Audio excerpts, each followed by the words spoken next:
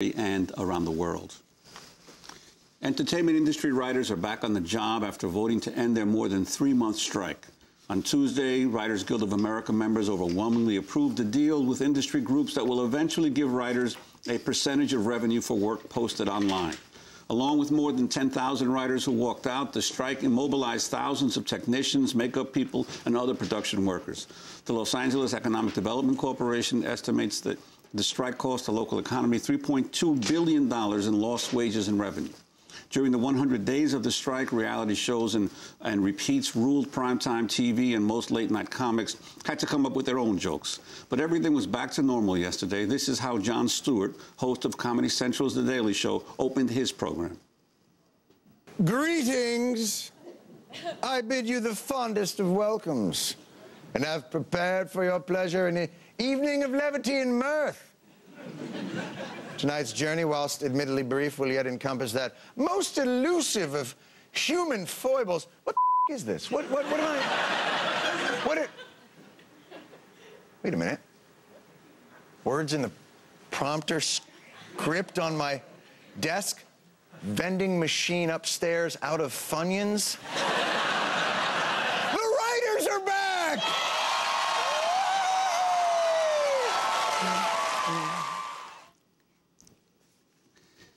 Immediately following The Daily Show was Comedy Central's other big hit, The Colbert Report, with host Stephen Colbert. He celebrated the return of the show's writers by bringing them out on stage. Let's get to the really important news, folks. The writers' strike is over. I did it! Woo! Woo! Yes, I survived the writers' strike.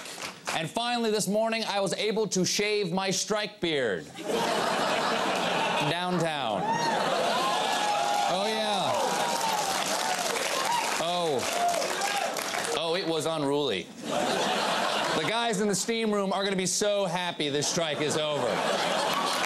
So first things first, let's all welcome back the Colbert Report writers. Come on, guys. Woo! There you go. Good to see you, Rich. Frank! Come on. There you are. Rob, you beautiful boy. Get out here. Tiki! I have missed you, man. Get out here. Thomas! All right, there you go. Laura! You beautiful lady. That is great. Misha! What an honor. Get back out there. Peter! Get over there, you fella. There you go. There's another Pete. There's the second one of the two. Brian, long time no see, my buddy. Get out there. Judy! All right, get to work, you. All right. How you going, Barry? Nice to see you, my man. Here's a short one. Thanks, Jay. There you go. Kevin! Man, have I missed you, buddy. Thanks so much.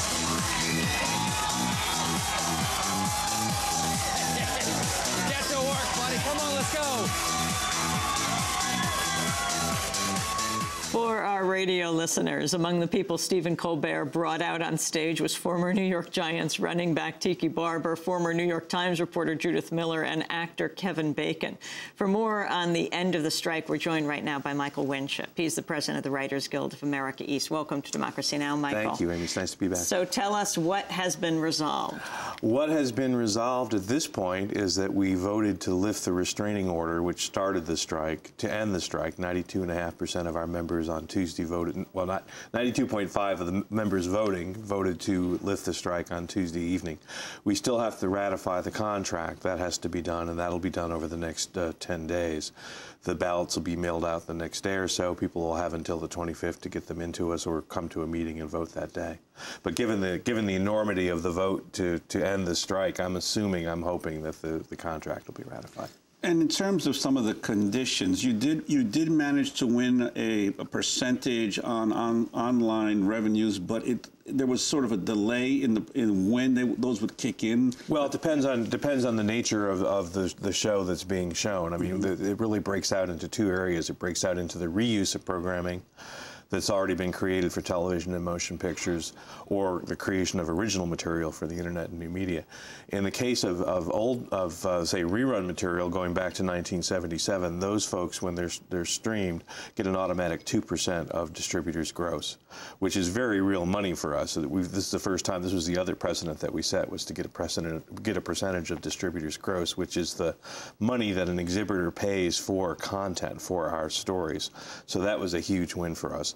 Then in terms of windows and streaming, it breaks out in different ways in various percentages. But the fact that we established that principle and that we established the principle of jurisdiction in the internet and new media, these were huge advances for us. So in other words, anything that's previously been produced, the writers will get, if it now is streamed on the internet, will get a percentage. Well, yeah, stuff before this contract, I mean, from 1977 onward. And then new material, I mean, more recent material, things like The Office and so forth, there'll be a window of 17 to 24 days, depending on if it's a brand new show or a show in its second season.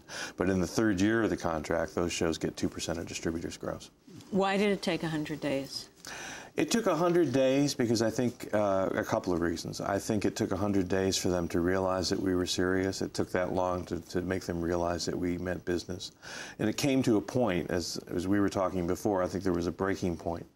And the breaking point was right now. This was the moment of our maximum leverage. The rest of the television season for this year was in total peril.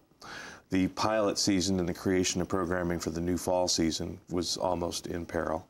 And then you had the sort of iconic nature of the Oscars. People really wanted the Oscars to be on February 24th.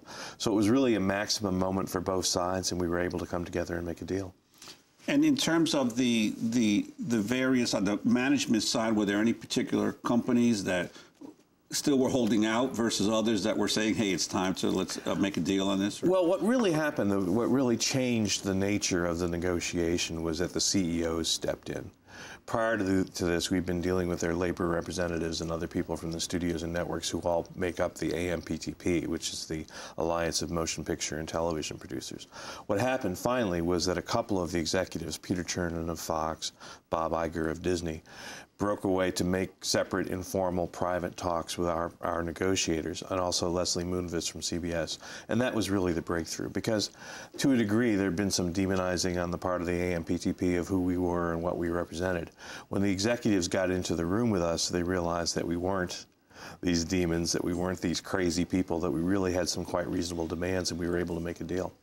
Well, I mean, after all, you were the guys putting the words in their people's mouths most times outside of this 100-day strike. Well, yeah, and the other thing that I always say about this that was extraordinary was that we were striking on the issue of internet and new media, and we use the internet and new media so terrifically in terms of viral videos and blogging and websites and so forth and so on, that we prove the power of the internet. We proved exactly what we were on strike about.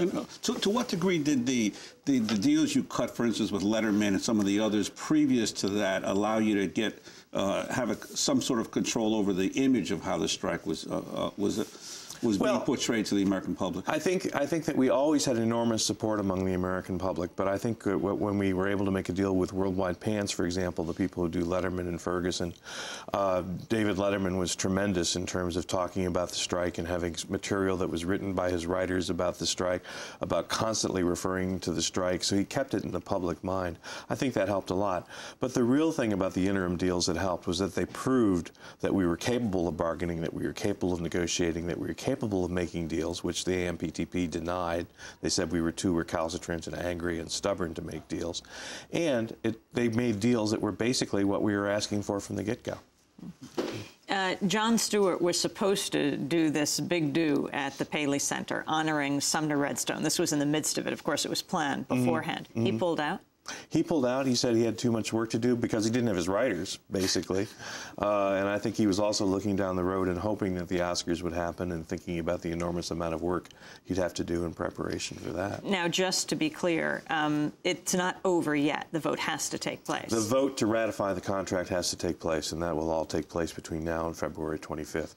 But we voted to lift the strike. And what happened was that the council and the board of the union actually were the ones who initially ordered the strike. There was a strike authorization vote that authorized the council and board to do that. The council and board could have equally lifted the strike, could have just voted amongst themselves to lift the strike. But we had membership meetings on Saturday. And it was clear to us that the members wanted to participate in that decision. And so we had a separate election just to vote on that. Michael Winship, thanks very much for being with us. Thank you. Congratulations. He is president of the Writers Guild of America East. The writers have voted to end the strike. It lasted 100 days. This is Democracy Now!, democracynow.org, the War and Peace Report. When we come back, well, it's Valentine's Day. We'll talk chocolate. Stay with us.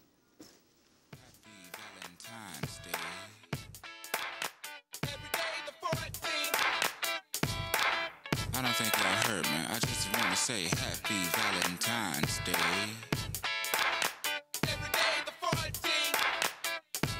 Can y'all dig that? Now, when arrows don't penetrate, see,